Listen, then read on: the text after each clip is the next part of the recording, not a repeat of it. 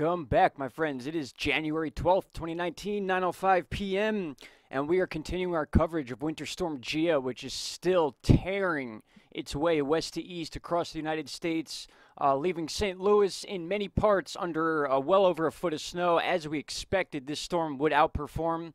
It certainly has. We do have a bit of a little tiny bit of dry air that is being pulled up from the Gulf underneath this storm, but it's not causing much of a difference. As you can see here on this chart, basically the storm is above this little bit of dry air coming up. St. Louis has already been hit with this storm. The back end of it is still bringing snow to some areas around St. Louis and Missouri itself. Now, the winter storm warnings have actually shifted a little bit. We still have winter storm warnings in Missouri, clearly. Also, Iowa is now involved in this, and now it's curling down into North Carolina a lot more than we saw yesterday. As you can see here, the pink, a lot of this was blue yesterday. Now it's in the warning section, and that is due to the high pressure system we talked about yesterday that's kind of making this a pancake storm. So we have flows coming from the south and then a high pressure in the north. And that's what's keeping this storm along the I-70 interstate here, and will continue to do so. Now, the only little bit of changes here are the fact that we are now expecting a little bit more snow in North Carolina and Virginia than we did even just a few hours ago. And usually when a storm becomes deadly, and unfortunately this one has, there's at least 5 dead right now due to the traffic conditions because of this storm. I think 3 of those are out of Missouri and 2 out of Kansas as of right now. And this is certainly a different number now. We're pushing 200,000 without power, not tens of thousands. As we can see here in this article posted a little while ago, more than 100,000 Missouri customers are without power. That's just Missouri alone. So you can go to poweroutage.us to get local or information on power outages associated with this storm or other storms at any point. Very useful tool for situations like this. Maybe not too useful if you don't have power and you can't get online, but you still, that's the website you would want to check out for updated power outages. Now, let's see what else we got here. We talked about the warnings and watches. This is current snow on the ground through Thursday. You could see this is something we're going to be talking about in the very near future. This is the next system that's making its way in from the Pacific Ocean. It's going to be a mess for the West Coast again. Yes, that is over 20 inches of snow between now and the 17th. They're expecting in the mountains of California there. And I can only tell you what that may cause in the near future for the Northeast. That is for a separate video. All right, so I think we covered basically everything. We are still right in the middle of this one, guys. This is going to last for another day and a half at least until it's fully out into the Atlantic. We could see that here on Tropical Tidbits.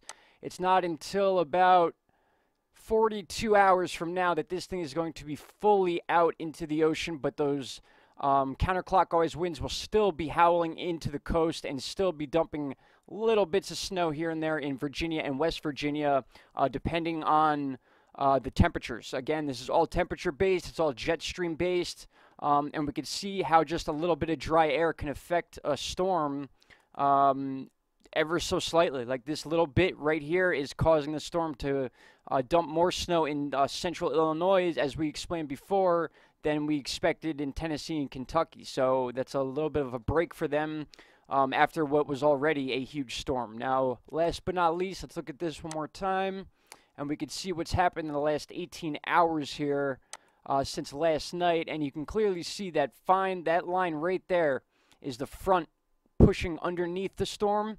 And then you see that bit of dry air come up. That's why the temperature changed, as you could see here. And then we go back to this chart, and you can see that temperature change, sorry guys, is right there as it curls up from the Gulf. But the storm has already done its damage. The fuel for this storm is over the Gulf now, getting pulled up through Florida, the Panhandle, and then getting circulated into what we have now. And basically what we have to look forward to is this. And that's going to be checking out Washington, D.C., West Virginia.